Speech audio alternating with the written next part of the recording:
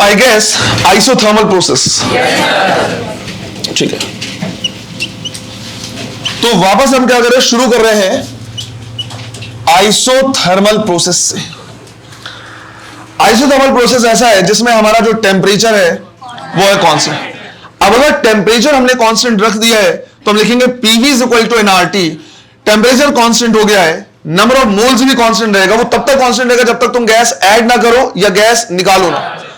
तो ये तीनों कांस्टेंट हो गया। लेट्स से इसको कांस्टेंट इज इक्वल टू लिख दिया के। अब अगर हमने ऐसा लिखा है तो हम लिख सकते हैं P is equal to K divide by V। ये इक्वेशन नंबर 1, राइट। या फिर हम ये भी चाहे तो लिख सकते हैं कि भाई P1 V1 is equal to P2 V2 is equal to K. ऐसा भी लिखा जा सकता है। अब मैं इस थर्मल प्रोसेस में, सॉरी आइसोथर्मल प्रोसेस में निकालना चाहता हूं वर्क डन, और वर्क डन का एक ही बेसिक फॉर्मूला है और वो है P डेल्टा V। एक ही बेसिक फॉर्मूला, इसके अलावा और कोई फॉर्मूला नहीं है, P डेल्टा V। अब मुझे इसको क्या करना है, इंटीग्रेट करना है। अब सिंस दोनों फंक्शन कैसे हैं, अलग अलग हैं, इसके आगे हम तभी प्रोसीड कर पाएंगे जब या तो ये कांस्टेंट है या दोनों को सिमिलर फंक्शन में लाएं। सिमिलर फंक्शन में लाने का तरीका रहेगा pressure is equal to K divide by V। तो प्रेशर की जगह पे मैंने लिखा K divide by V into dV is equal to dW। K constant है, बाहर निकल जाएगा। क्या वेरी कर रहा है, वॉल्यूम। तो वॉल्यूम का लिमिट हमने ले लिया फ्रॉम V1 टू, और वर्क डन ले लिया 0 टू W। तो वर्क डन को अगर हम क्या करेंगे, सॉल्व करेंगे, तो ये आएगा W के बाहर 1/V dV का integration ln V, right. Limit put करेंगे V1 से V2 तक। तरीका रहेगा कि पहले यहां पे अपर लिमिट रखेंगे तो ln V2, फिर minus lower limit ln V1।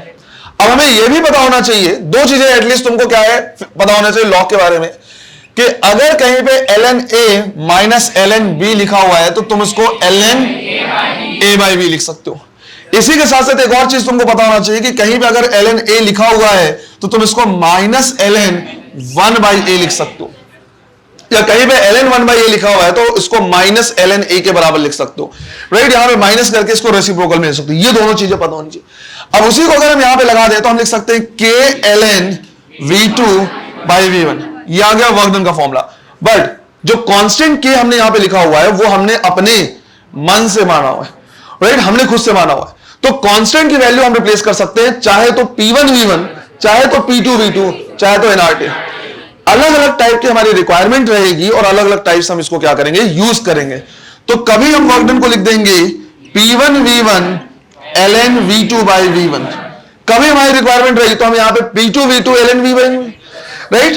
और कभी हमारा रिक्वायरमेंट रहा टेम्परेचर के टर्म में तो हम लिख सकते हैं nRT ln V2 बाई।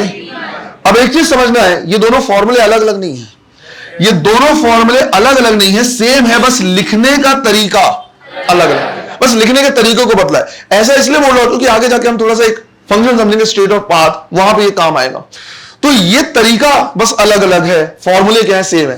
फॉर्मूले अलग कौन से हैं, nRT ln V2 by V1 ये अलग फॉर्मूला हो गया, और आइसोबैरिक में हमने लिखा था P ब्रैकेट में V2 माइनस V1, वो अलग फॉर्मूला हो गया, राइट। ये अलग अलग कहलाएंगे। अच्छा, ये ln का मतलब होता है log बेस E। अगर मुझे इसे बेस 10 में कन्वर्ट करना है तो यही फॉर्मूला हो जाएगा work done is equal to 2.303 nRT log base 10 V2 by V1, right. हम चाहे तो इसको भी याद रख सकते हैं, या फिर हम चाहे तो हमें यह भी पता है कि भाई P1 V1 is equal to P2 V2 है, तो यहां से V2 बाई V1 आ जाएगा P1 बाई P2। कभी ऐसा हुआ कि वॉल्यूम दिया नहीं है, प्रेशर दिया हुआ है, तो हम चाहे तो इसी को लिख सकते हैं nRT ln P1 by P2, ऐसे भी लिखा जा सकता है। अब ये फॉर्मूले हमारे लिए इंपॉर्टेंट होते हैं। क्यों इंपॉर्टेंट होते हैं वो अभी ग्राफ से समझ में आ जाएगा। मान लो हमें क्या करना है, इसके लिए प्रेशर वर्सेस वॉल्यूम का ग्राफ बनाना है, और हमने बोला कि PV इज इक्वल टू क्या है, कांस्टेंट, तो P inversely proportional to volume. और अगर इनवर्सली प्रोपोर्शनल है तो जो ग्राफ बनेगा वो कैसा बनेगा, हाइपरबोला। तो यहां जो ग्राफ बनेगा हमारे पास वो बनेगा हाइपरबोला। अब अगर हम, सिंस PV ग्राफ है, इस ग्राफ के नीचे का एरिया अगर हम क्या करें, चेक करें, तो इस ग्राफ के नीचे का जो एरिया होगा वो हमें क्या देगा, वर्क डन। अब ग्राफ के नीचे का एरिया हमें वर्क डन जरूर देगा, बट दिक्कत यह है कि अगर कहीं पे कर्व है तो कर्व के नीचे का एरिया हम कैलकुलेट नहीं कर सकते, राइट। दिक्कत यह है कि हम कंपेयर जरूर कर सकते हैं कि कम है ज्यादा है। अगर स्ट्रेट लाइन होता तो लेंथ इनटू ब्रेथ, ऐसे स्ट्रेट लाइन होता तो अगर ट्रायंगल बन रहा होता तो उन सबके लिए फॉर्मूले, पर कर्व के नीचे के एरिया निकालने का कोई फॉर्मूला, जिसकी वजह से ये फॉर्मूला जो हमारे पास आया वर्क डन का, वो हमारे लिए और इंपॉर्टेंट हो जाता है। क्योंकि अगर ग्राफ भी दिया है तो भी हमें सॉल्व करना पड़ेगा किसकी मदद से, राइट, फॉर्मूले से। अच्छा, कभी कभी इसको लगभग स्ट्रेट लाइन मानते हुए अप्रोक्सीमेट में क्वेश्चन पूछ सकता है। अगर लिखा हुआ इस तरह का कर्व दिया हुआ है और कहीं पे लिखा है फाइंड द वर्क डन और ब्रैकेट में लिख दिया अप्रॉक्स, तो वो यही बोलना चाह रहा है कि लगभग इसको क्या मान लेना है, स्ट्रेट लाइन। पर वो बात की बात है, अगर वो पूछेगा अप्रोक्सीमेट में, तो नहीं पूछा है तो ध्यान रखना हमारे पास ये फॉर्मूला, इससे क्या करेंगे, निकालेंगे। क्लियर है ये? तो ये वर्क डन आ गया हमारे पास आइसोथर्मल, इसको नोट करो। स्टैंडर्ड प्रोसेस में नेक्स्ट हमारे पास एडियाबैटिक प्रोसेस, राइट। नेक्स्ट हमारे पास है एडियाबैटिक प्रोसेस। अब ये हमारे पास ऐसा प्रोसेस है जिसमें जो हीट कंटेंट होता है वो कांस्टेंट होता है, बट इस पॉइंट से हम अपना डेरिवेशन नहीं कर पाएंगे। तो इसके लिए जो प्रोसेस इक्वेशन होता है, देखो एक टर्म होता है प्रोसेस इक्वेशन, में आगे जाके क्या करूंगा बताऊंगा, जिसमें प्रेशर और वॉल्यूम के टर्म में क्या करते लिखते हैं। अब इसमें प्रेशर और वॉल्यूम के टर्म में अगर हम क्या करेंगे, लिखेंगे तो हम लिखेंगे PV to the power gamma is equal to constant, let's say कितना, के। तो यहां से हम प्रेशर लिख सकते हैं P is equal to K divide by V to the power gamma. ये मान लिया इक्वेशन नंबर 1, जहां पे गामा जो होता है वो CP और CV का रेशियो होता है। अब सिंस CP की वैल्यू क्या है, ज्यादा है CV से, ये रेशियो 1 से क्या आएगा, ज्यादा आएगा, राइट। इसमें और KTG में कुछ चीजें क्या है, मिक्स मिली हुई है। मतलब यहां पे कुछ चीजें ऐसे पढ़ेंगे जिनका जो एक्सप्लेनेशन आएगा वो केटीजी में आएगा, केटीजी में कुछ ऐसे चीजें पढ़ेंगे जिसका एक्सप्लेनेशन यहां पे अवेलेबल है। तो जैसे यहां पे गामा सीपी बाई सीवी और सीपी बाई सीवी का रेशियो 1 से ज्यादा क्या है, कैसे, ये सारी चीजें हम क्या करेंगे, देखेंगे आगे जाके। तो फिलहाल हमें क्या करना है, ये ध्यान रखना। अच्छा, अगर PV to the power gamma की वैल्यू कांस्टेंट है, इसका मतलब मैं चाहूं तो लिख सकता हूं P1 V1 to the power gamma is equal to P2 V2 to the power gamma is equal to K, ऐसे भी लिखा जा सकता है। अब मेरा मोटिव है इसमें वर्क डन निकालना, और फॉर्मूला मेरे पास एक ही है जो हमेशा एप्लीकेबल है, वो है P डेल्टा V। ये दोनों अलग अलग फंक्शन है, अलग अलग फंक्शन है, और साथ ही साथ ये कांस्टेंट भी नहीं है। तो मुझे प्रेशर को कन्वर्ट करना पड़ेगा इन टर्म्स ऑफ वॉल्यूम। तो यहां से हम क्या कर सकते हैं, ले सकते हैं, इसको हम लिखेंगे K V to the power minus gamma, ऊपर लिखा है तो माइनस गामा लिख सकते हैं, मल्टीप्लाइड बाई डी, और इंटीग्रेट करेंगे। वॉल्यूम की लिमिट ले ली हमने V1 से V2 तक, और dw की लिमिट ले ली 0 टू w। तो वर्क डन का इंटीग्रेशन हो जाएगा w, के बाहर आ जाएगा। अब ये x to the power n का इंटीग्रेशन है, तो यहां पे हम लिखेंगे v to the power minus gamma plus 1 divide by minus gamma plus 1, और लिमिट v1 से v2। हम यहां से ये वाला जो टर्म है 1 माइनस गामा, इसको बाहर निकाल लेना, और यहां पे पहले upper limit minus lower limit, तो ये हो जाएगा v2 to the power 1 minus gamma minus v1 to the power 1 minus gamma. थोड़ा सा मॉडिफाई करने के लिए k को अंदर मल्टीप्लाई कर दिया, तो k हो गया k v2 1 minus gamma minus k v1 1 minus gamma. अब k को हमने क्या किया, खुद से अज्यूम किया हुआ है, सिंस उसको हमने खुद से अज्यूम किया, उसकी वैल्यू पुट करनी पड़ेगी। अब हम वैल्यू ऐसे पुट कर रहे हैं, जहां पे v2 लिखा हुआ है वहां पे मैं k की वैल्यू लिख रहा P2 V2 to the power gamma, और जहां पे v1 लिखा हुआ है वहां पे k की वैल्यू में लिख रहा हूं P1 V1 to the power, क्योंकि दोनों ही लिखा जा सकता है। तो यहां पे हमने क्या किया, लिखा 1 divide by 1 minus gamma P2 V2 to the power gamma, और V2 to the power 1 minus gamma, P1 V1 to the power gamma, और V1 टू द पावर। अब एक लॉजिक हमने सीखा हुआ है कि जब बेस सेम होता है तो पावर ऐड हो जाते हैं, राइट। बिल्कुल सिंपल सा है कि भाई अगर कहीं पे 2 to the power 3 into 2 to the power 4, तो बेस सेम है तो पावर ऐड हो जाएगा, तो 2 टू द पावर 7 आ जाएगा। सेम वही लॉजिक हम क्या करेंगे, यहां पे यूज करेंगे। तो अगर हम इन दोनों को ऐड करें तो minus gamma plus gamma cancel, 1 बचा, minus gamma plus gamma cancel, 1 बचा, तो हमारे पास आ गया work done is equal to, यहां पे बचा P2 V2 minus P1 V1 divide by 1 minus gamma. तो ये वर्क डन का फॉर्मूला हमारे पास आता है for adiabatic process, right, adiabatic process. अगर हम चाहें तो इसी को दूसरे तरीके से भी लिख सकते हैं, फॉर्मूले अलग नहीं है, लिखने का तरीका अलग है। P2 V2 की जगह पे मैं लिख सकता हूं NRT2, और P1 V1 की जगह पे NRT1, divide by 1 minus gamma. तो वर्क डन का फॉर्मूला यहां से आया NR T2 minus T1 divide by 1 minus gamma. Right, इनमें से दोनों में से कोई एक फॉर्मूला हमें याद होना चाहिए। अच्छा, कंफ्यूजन होता है कभी कभी कि 1 माइनस गामा है या गामा माइनस 1 है, तो सिंपल सा ध्यान रखना है, अगर ऊपर में 2 पहले लिखा है, मतलब T2 माइनस T1 लिखा है, तो नीचे में 1 पहले रहेगा। राइट, ऊपर में T2 माइनस T1 तो नीचे में 1 माइनस गामा, और अगर ऊपर में T1 पहले लिखा है तो T1 माइनस T2 तो नीचे में 1 बाद में रहेगा। मतलब अगर T1 माइनस T2 है तो गामा माइनस, ऐसे। तो सिंपल से याद रखना है कि अगर ऊपर में 2 पहले है तो नीचे में 1 पहले रहेगा, मतलब 2 माइनस 1 तो नीचे में 1 माइनस गामा, ऐसे लिख सकते हो। यहां पे अगर मैं प्रेशर वर्सेस वॉल्यूम का क्या करूं, ग्राफ बनाऊं, तो एक तरफ लिया है प्रेशर, एक तरफ लिया है वॉल्यूम, और यहां पे हमें पता है P इनवर्सली प्रोपोर्शनल है V to the power gamma. Again equation है किसका, हाइपरबोला का। तो यहां पे जो ग्राफ बनेगा वो बनेगा हाइपरबोला का। और इसी तरह से सिंस ये PV ग्राफ है, राइट, इसके नीचे का जो भी एरिया आएगा वही मुझे क्या देगा, दिक्कत वाली बात वही आ जाती है वापस कि भाई जो कर्व है वो कैसा है, हाइपरबोला कर्व है, राइट, और कर्व के नीचे के एरिया निकालने में दिक्कत जाती है।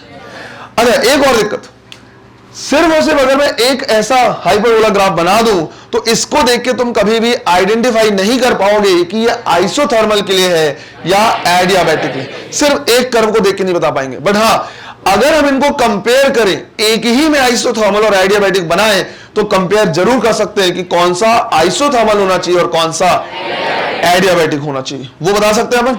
सिमिलर ऐसी ही चर्चा हमने की थी कहां पे, ग्राफ के टाइम पे, कि एक ग्राफ से हमें समझ में नहीं आएगा कि y इनवर्सली प्रोपोर्शनल x है, x स्क्वायर, x क्यूब है, पर एक साथ बनाया तो कंपेयर करके हम क्या कर सकते हैं, बता सकते हैं। तो ठीक उसी चीज को यहां भी हमें क्या करना है, यूज करना है ना। इसको भी नोट करो बेटा। देखो तो दोनों में हमने क्या कर लिया है, देख लिया है कि वर्क डन कितना होगा। अब यहां पे सिंस दोनों का कर्व कैसा बनेगा, हाइपरबोला, अगर अलग अलग कर्व हमने बनाया हुआ है तो हम कंपेयर नहीं कर पाएंगे, बट हाँ एक ही ग्राफ में दोनों कर्व को अगर हम क्या करें, ड्रॉ करें, तो आराम से कंपेयर कर सकते हैं।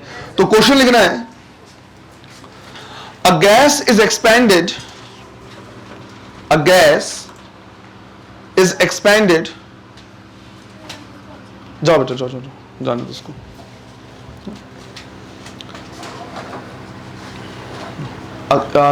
जाते बन जाएगा या कोई साथ में जाए,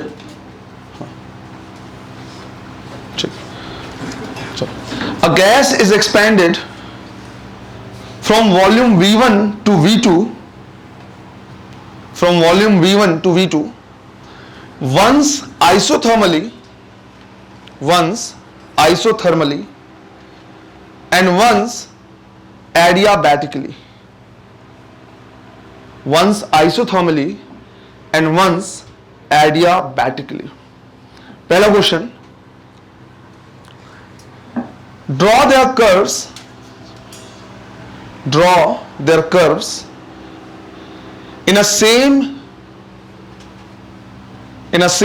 P versus V graph, draw their curves in a same P versus V graph। Second, compare their work done, compare their work done। Try करो एक बार। एक तरफ प्रेशर और एक तरफ ले रहे हैं क्या, वॉल्यूम। अब इसमें बोला हुआ है कि हमारे पास क्या है, एक गैस है यहां पे, और ये बोला हुआ है कि उसका जो वॉल्यूम है वो कितना है, V1। तो यहां पे हमने क्या कर लिया, इसको डिनोट कर दिया किससे, V1 से। अब इसको हम एक्सपेंड कर रहे हैं कहां तक, V2 तक। तो हमने यहां पे क्या कर दिया, एक लाइन खींच दी है V2, कुछ भी हो जाए हमारा जो ग्राफ है वो इसको क्रॉस नहीं करना चाहिए, क्योंकि हमने उस गैस को क्या किया है, V2 तक ही एक्सपेंड किया है। राइट, सिमिलर एक्सपेंशन होगा तभी हम कंपैरिजन भी कर पाएंगे। तो हमारा जो ग्राफ है वो इस लाइन को क्रॉस नहीं करना चाहिए। अब यहां से हम उसको क्या कर रहे हैं, एक्सपेंड कर रहे हैं, एक बार आइसोथर्मली और एक बार एडियाबैटिकली। दोनों ही केस में जो प्रेशर होगा वो क्या होगा, डिक्रीज होगा, और ग्राफ बनेगा कैसा, हाइपरबोला। तो इस तरह से हमने क्या किया, 2 हाइपरबोला ग्राफ बनाए। एक्सपेंशन है, ये एरो से हमें पता चलेगा, राइट, और V2 से ज्यादा एक्सपेंड हमने नहीं किया हुआ है। अब हमें क्या करना है, इसको कंपेयर करके जानना है कि भाई इनमें कौन सा ग्राफ किसको रिप्रेजेंट करेगा। तो इसको देख के हम बताएंगे कि ज्यादा चेंजेस किसके लिए दिख रहे हैं, नीचे वाले ग्राफ के लिए। देखो ये शुरू में P1 पे था, राइट, V2 तक एक्सपैंड होने के बाद इसका प्रेशर हो गया P2 और लेट से इसका प्रेशर हो गया P2 डैश, तो ज्यादा चेंज कहां दिख रहा है, P1 से P2 या P1 से P2 डैश? P1 से P2 डैश। और हमने ये सीखा हुआ है कि जितना ज्यादा क्या होगा, y का चेंज होगा, मतलब x का पावर उतना ही ज्यादा रहा होगा। y inversely proportional to x to the power n, power बढ़ाते जाएंगे y का चेंज उतना ही ज्यादा होगा। या इसको सिंपल लैंग्वेज में हमने क्या क्या सीखा हुआ है कि जितना ज्यादा पावर होगा उसकी शार्पनेस उतनी ही ज्यादा होगी। तो यहां से हम कंपेयर करके बता सकते हैं कि ये होना चाहिए isothermal P inversely proportional V के, और ये होना चाहिए adiabatic P inversely proportional to V to the power, और गामा की वैल्यू 1 से ज्यादा है इसलिए ग्राफ उसका ज्यादा शार्प है। अच्छा, मान लो मैंने बोला कि यहां का टेंपरेचर T1 है, तो यहां का टेंपरेचर क्या हो जाएगा, T1 आइसोथर्मल है, और यहां पे T2। अब मुझे क्या करना है, वर्क डन कंपेयर करना है। तो हम लिखेंगे एक्सपेंशन के लिए जिसके नीचे का एरिया ज्यादा होगा उसमें वर्क डन भी ज्यादा होगा। अब हम कर्व के नीचे का एरिया निकाल नहीं सकते पर कंपेयर तो कर सकते हैं। आइसोथर्मल के नीचे ये पूरा एरिया दिखेगा जबकि एडियाबैटिक के नीचे का ये एरिया, डिफरेंस इतने एरिया का आ रहा है। तो हम कहेंगे कि work done in isothermal process is greater than work done in adiabatic process. अब इस तरह के क्वेश्चन एग्जाम में आए हुए हैं। इनफैक्ट इसमें हम चाहे तो क्या कर सकते हैं, आइसोबैरिक या आइसोकोरिक प्रोसेस वगैरह भी कर सकते हैं। आइसोबैरिक प्रोसेस ऐसे हो जाएगा और आइसोकोरिक इस तरह से हो जाएगा। आइसोकोरिक में वर्क डन कितना, 0, और आइसोबैरिक में अगर मैं लाइन यहां तक खींचूं V1 से V2 तक तो उसके नीचे सबसे ज्यादा एरिया आएगा। तो इनमें भी अगर कंपेयर करें तो इससे भी ज्यादा वर्क डन होगा किसके लिए, आइसोबैरिक के लिए। अब ये आया हुआ है एक्सपेंशन के लिए, कंप्रेशन के लिए क्वेश्चन नहीं आया हुआ है। तो हमें क्या करना है, कंप्रेशन वाले पार्ट को भी देखना है। पहले इसको नोट करना है, इसके बाद साइड बाय साइड दूसरा क्वेश्चन भी लिखा रहा मैं। A gas is compressed. A gas is compressed from volume V1 to V2. A gas is compressed from volume V1 to V2. Once isothermally,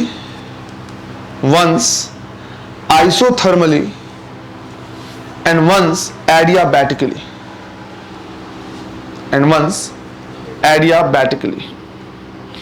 Draw their curves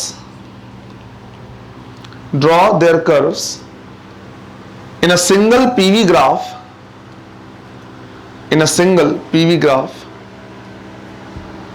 and compare their work done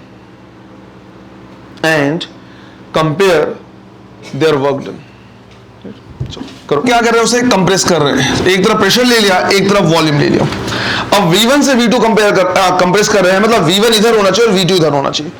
तो let's say gas यहां कहीं पे था और इसका जो volume है वो हमने मान लिया V1, कंप्रेस कर रहे हैं मतलब V2 इधर कहीं पे होगा। इधर पे हमने क्या कर दिया, एक लाइन ड्रॉ कर दिया कि कुछ भी हो जाए इस लाइन को इधर क्रॉस नहीं करेगा। अब कंप्रेस करेंगे तो वॉल्यूम क्या होगा, कम, तो प्रेशर क्या आ जाएगा, बढ़ेगा। तो ये जो, और ग्राफ कैसा बनेगा, हाइपरबोला। तो ये दो टाइप के ग्राफ यहां पे क्या होंगे, बनेंगे इस तरह के कर्व। अब इनको देख के हम बोलेंगे जिसकी शार्पनेस सबसे ज्यादा होगी वो एडियाबैटिक होना चाहिए। यहां से हम क्या कर सकते हैं, देख सकते हैं कि लेट्स से ये प्रेशर क्या है P1, ये प्रेशर है P2 और ये प्रेशर है P2 डैश, राइट। इसके लिए कम चेंज हो रहा है, मतलब ये होगा हमारा आइसोथर्मल और ये हो जाएगा एडियाबैटिक। अब किसके नीचे का एरिया ज्यादा दिख रहा है, एडियाबैटिक के।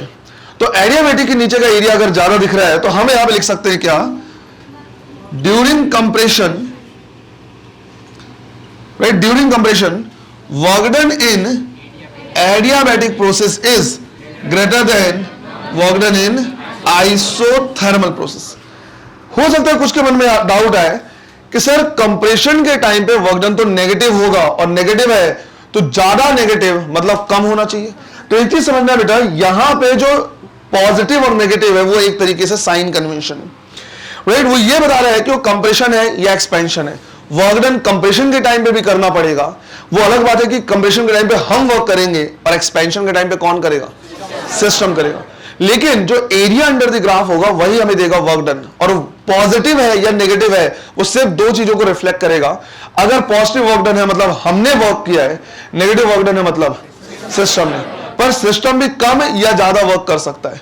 अगर यहां पे माइनस को या माइनस में ज्यादा वैल्यू है उसको तुम कम समझोगे, जैसे -3 -2 से कम होता है, अगर यहां वो लॉजिक लगाओगे तो केमिस्ट्री में आंसर फिर अलग आना चाहिए, क्योंकि केमिस्ट्री में साइन कन्वेंशन तो क्या हो जाएगा, उल्टा हो जाएगा, राइट। तो वो लॉजिक यहां पे नहीं लगाएंगे हम कि सर कंप्रेशन है तो ये नेगेटिव, नेगेटिव मतलब एक्चुअली में कम, नेगेटिव में वैल्यू ज्यादा मतलब कम, वो लॉजिक यहां पे नहीं लगाना है, क्योंकि अगर वहां पे लगाओगे तो फिजिक्स में आंसर अलग और केमिस्ट्री में आंसर अलग आ जाएगा। क्लियर है ये?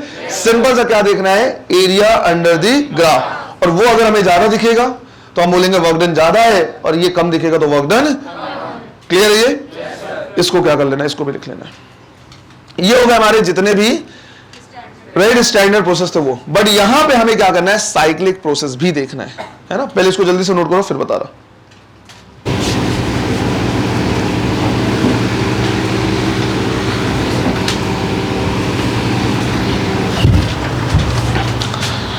देखो, तो जितने भी स्टैंडर्ड प्रोसेस है उनके लिए हमने क्या कर लिया, सारी चीजें पढ़ ली है। नेक्स्ट हमें देखना है क्या, साइक्लिक प्रोसेस।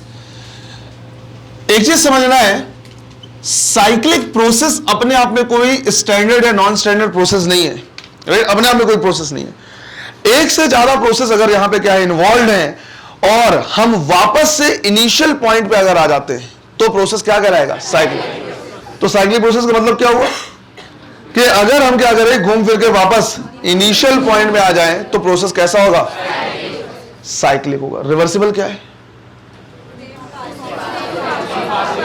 रिवर्सिबल में भी हम क्या करते हैं, वापस इनिशियल पॉइंट पे आते हैं, बट सेम पाथ से, पाथ में कोई डिफरेंस नहीं होना चाहिए।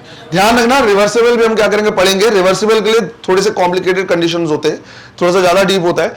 उनमें से एक कंडीशन तो ये है कि जिस रास्ते से गए हैं एग्जैक्टली उसी रास्ते से है, ये वन ऑफ द कंडीशन है ना। एक और कंडीशन है, वो सब बाद में डिस्कस करेंगे। साइक्लिक के लिए ऐसा कुछ कंडीशन नहीं है, इनिशियल पॉइंट पे उसको आना है, वो घुमा फिरा के कहीं से भी अगर पॉइंट इनिशियल पॉइंट पे आ जाए तो प्रोसेस साइक्लिक। अब साइक्लिक प्रोसेस में वर्क डन कैसे निकालेंगे वो हम देखते हैं।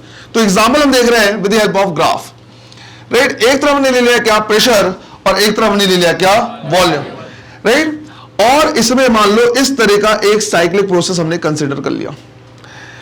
जो साइक्लिक प्रोसेस हमने क्या किया, कंसीडर किया है, इसमें हम क्या कर ले रहे हैं, वैल्यू ले रहे हैं। लेट्स से हमने बोला कि इसका जो प्रेशर है वो पी नॉट, वॉल्यूम है वी नॉट। यहां का जो प्रेशर है वो है 2 पी नॉट, और इस जगह का जो वॉल्यूम है वो है 2 वी नॉट, है ना। पॉइंट ए है, पॉइंट बी और पॉइंट सी। अब साइक्लिक प्रोसेस में अगर मुझे टोटल वर्क डन निकालना है तो टोटल वर्क डन निकालने का तरीका रहेगा, जितने भी इसमें प्रोसेस इन्वॉल्व हैं उन सबके वर्क डन को ऐड कर देना। ऐसा इसलिए हम कर सकते हैं क्योंकि आगे जाकर हम देखेंगे कि वर्क डन एक पाथ फंक्शन होता है जो पाथ पे डिपेंड करता है। तो जिस जिस पाथ से हम गए हैं, पाथ को ही प्रोसेस बोला जाता है, जिस जिस पाथ से गए हैं उन सबके वर्क डन को क्या कर दें, ऐड कर दें। बट इन सारे पाथ के वर्क डन को अगर हमें ऐड करना है तो हमें यह भी पता होना चाहिए कि ये जो प्रोसेस हम यहां पे क्या कर रहे हैं, देख रहे हैं, वो प्रोसेस कौन से है, वो हमें क्या करना है, आइडेंटिफाई करना है। अब ए से बी वाला जो प्रोसेस है वो कौन सा है, आइसोकोरिक, क्योंकि वॉल्यूम क्या है, कांस्टेंट। तो ए से बी वाला जो प्रोसेस है ये हमारा फेवरेट प्रोसेस है, आइसोकोरिक, और इसमें वर्क डन कितना, 0। बी से सी तक का प्रोसेस कौन सा, बी से सी, पॉलीट्रॉपिक। क्यों, आइसोथर्मल नहीं दिख रहा है। यहां पे pressure 2 P not, volume we not. जब सी पे गए तो वॉल्यूम डबल हो गया, प्रेशर हाफ हो गया, आइसोथर्मल नहीं लग रहा, राइट, एग्जैक्टली। अगर ये आइसोथर्मल होता तो ग्राफ कैसा होता, हाइपरबोला। सिंस ये ग्राफ हाइपरबोला नहीं है, भले वॉल्यूम डबल होने से प्रेशर क्या हो गया है, हाफ हो गया है, पर ग्राफ हाइपरबोला नहीं है तो आइसोथर्मल नहीं हो सकता। इनफैक्ट कंफ्यूज करने के लिए तुमको यह भी बोल सकता है कि यहां का जो टेम्परेचर है वो T है और यहां का भी टेम्परेचर T है, और ऐसा सही है, राइट। बाद में जाके इस क्वेश्चन को भी हम थोड़ा सा और डिस्कस करेंगे। फिलहाल अभी तो हमें क्या करना है, वर्क डन वाला वो देखना है, पॉइंट देखना है। बट पॉइंट बी का टेम्परेचर भी कितना है, T, और पॉइंट सी का भी टेम्परेचर क्या है, T। बी से सी तक अगर इनिशियल और फाइनल टेम्परेचर देखो तो सेम है, उसके बावजूद आइसोथर्मल। तो सर हमने तो यही सीखा है कि आइसोथर्मल प्रोसेस ऐसा प्रोसेस होता है जिसमें टेम्परेचर चेंज नहीं। आइसोथर्मल ऐसा प्रोसेस होता है जिसमें through out the process temperature change ना हो। कोई भी स्टैंडर्ड प्रोसेस जब हम क्या करते हैं, लेते हैं, तो उसमें थ्रू आउट द प्रोसेस वो फिजिकल क्वांटिटी चेंज नहीं होनी चाहिए। सिर्फ इनिशियल और फाइनल पॉइंट को कंपेयर नहीं करते। इसका मतलब यह हुआ कि इसमें बीच में टेम्परेचर बदला होगा। अब यही क्वेश्चन हम बाद में जाकर डिस्कस करेंगे कि बीच में टेम्परेचर क्या हुआ। यहां पे टी है, यहां पे टी है, बीच में टेम्परेचर टी नहीं था, क्योंकि अगर बीच में भी कांस्टेंट होता तो ग्राफ हाइपरबोला होता, पर हाइपरबोला ग्राफ नहीं है। मतलब यहां का टेम्परेचर टी है, यहां का टेम्परेचर टी है, तो दो चीजें हो सकती है, या तो बढ़ गया होगा फिर वापस से कम हुआ होगा, या तो कम हो गया होगा फिर वापस बढ़ा होगा। ये अपने आप में एक क्वेश्चन है, इसको हम बाद में डिस्कस करेंगे। क्लियर है? लेकिन हमें यह समझना है कि ये हाइपरबोला नहीं है, मतलब आइसोथर्मल नहीं है। अब है क्या? अच्छा, क्या सिर्फ इस लाइन का इक्वेशन बता सकते हो वाई और एक्स के टर्म में? ये ग्राफ कैसा है? स्ट्रेट लाइन, और स्ट्रेट लाइन के अलग अलग टाइप के इक्वेशन होते हैं। क्या सिर्फ और सिर्फ इस लाइन का, यहां से बी से सी तक का जो लाइन है, वाई और एक्स के टर्म में ग्राफ वो बता, इक्वेशन बता सकते हो क्या? Y is equal to minus m x plus c, क्योंकि स्लोप कैसा दिख रहा है? नेगेटिव, और इंटरसेप्ट कैसा है? अब वाई एक्सिस में क्या लिया मैंने?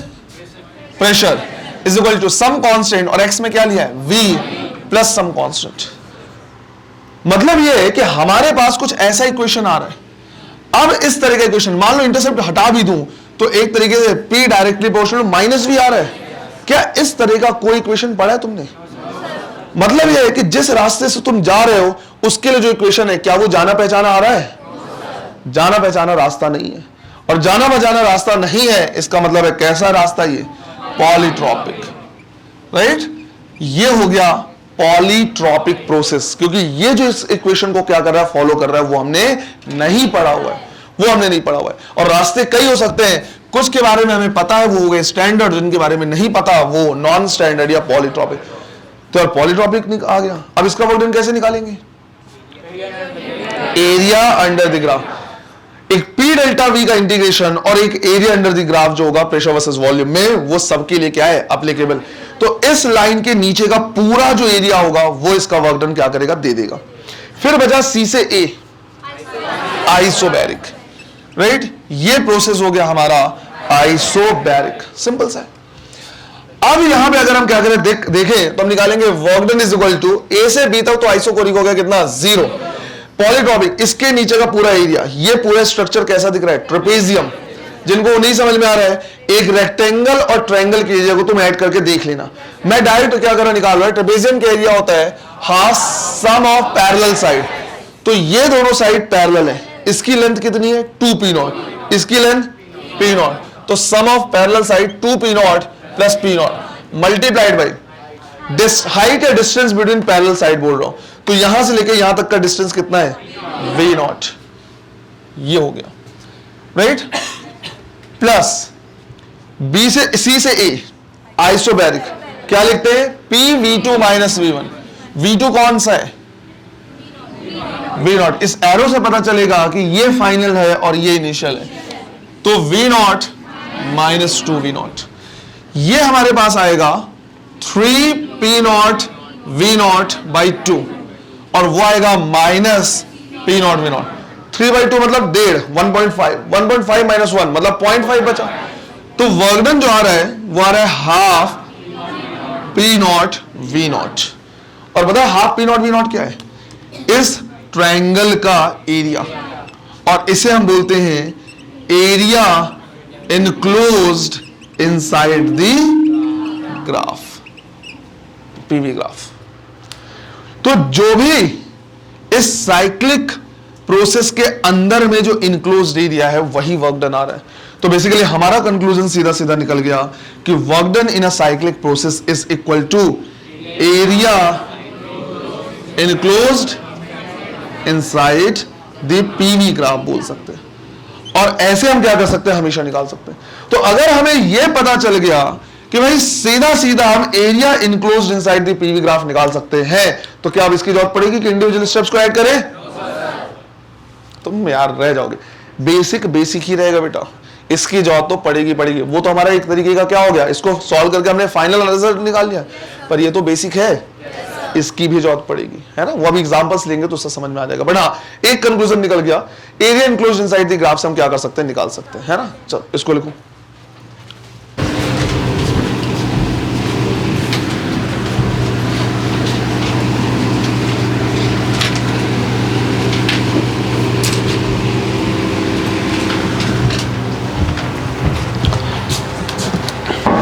देखो अब साइक्लिक प्रोसेस में हम क्या कर रहे हैं, दो अलग अलग केसेस ले रहे हैं,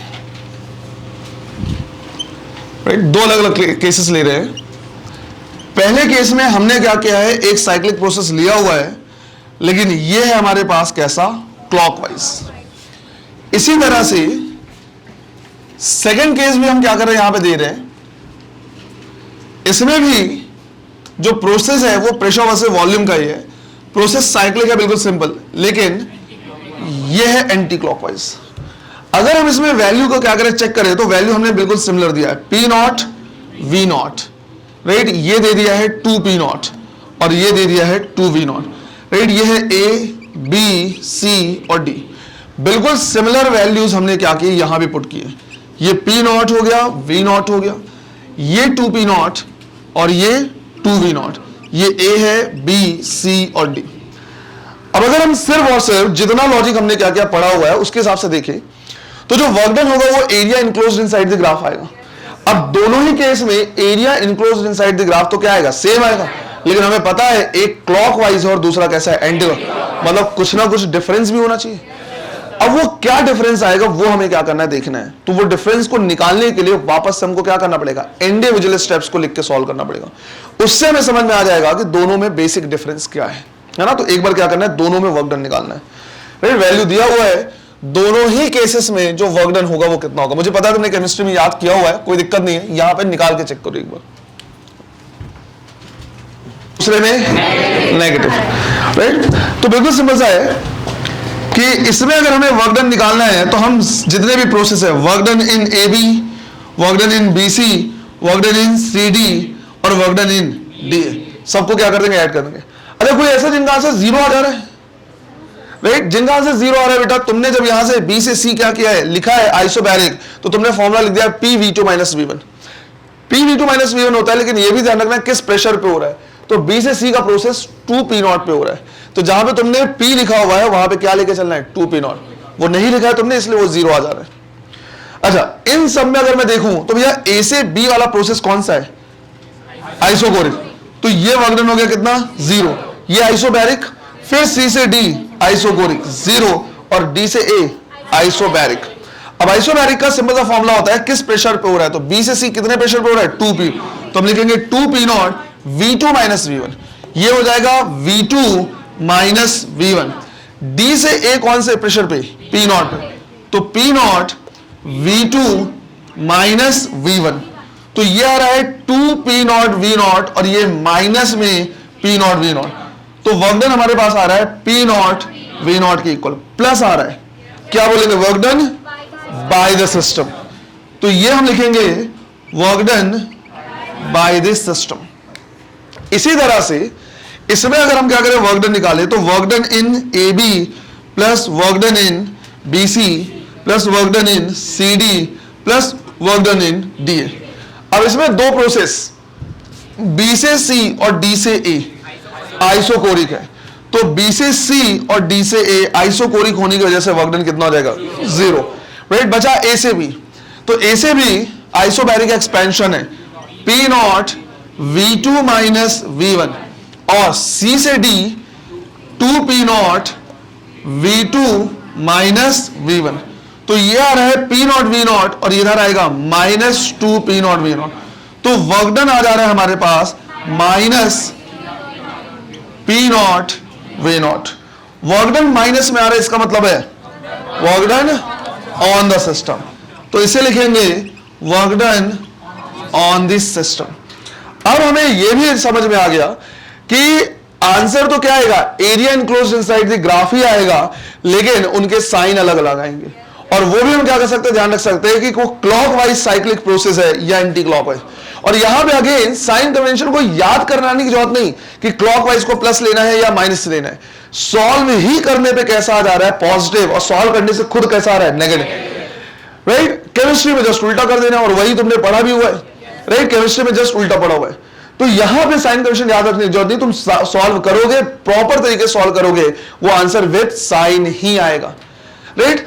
आगे से कभी भी अगर साइक्लिक क्या बोलते हैं साइक्लिक प्रोसेस है, तो तो हम साइन को भी सीधा लगा सकते हैं, बार बार इतने स्टेप से सॉल्व करने की जरूरत नहीं, हम सीधा बोलेंगे कि area inclusion side the graph clockwise है तो प्लस, एंटी क्लॉकवाइज है तो इसको नोट भी करके लिख लेना है, राइट? इतना स्पेस छोड़ दो जिन्होंने नहीं लिखा है, नोट लिखना है। In a PV cyclic graph, in a PV cyclic graph,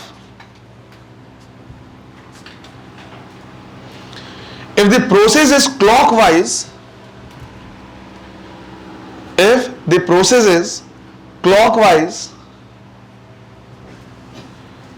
then the work done is positive.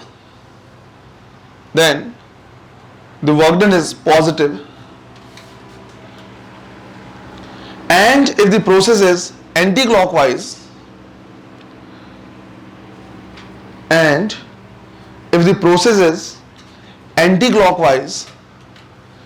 then work done is negative. Right? तुम चाहो तो जहां पे पॉजिटिव है work done by the system और जहां पे नेगेटिव है work done on the system भी लिख सकते हो। एग्जैक्टली इसी पॉइंट से हम क्या करेंगे, कंटिन्यू करेंगे कल वाली क्लास। राइट? साइक्लिक प्रोसेस अभी कंप्लीट नहीं हुआ है, वर्क डन अभी कंप्लीट नहीं है, वर्क डन से ही सबसे ज्यादा क्वेश्चन पूछेगा। राइट? अगर प्रीवियस ईयर के क्वेश्चन उठा के देखो, वर्क डन वगैरह से सबसे ज्यादा और ग्राफ से काफी क्वेश्चन है। तो अभी कंप्लीट नहीं है, कल यहीं से हम क्या करेंगे, कंटिन्यू करेंगे। क्लियर है ये? चलो, थैंक यू।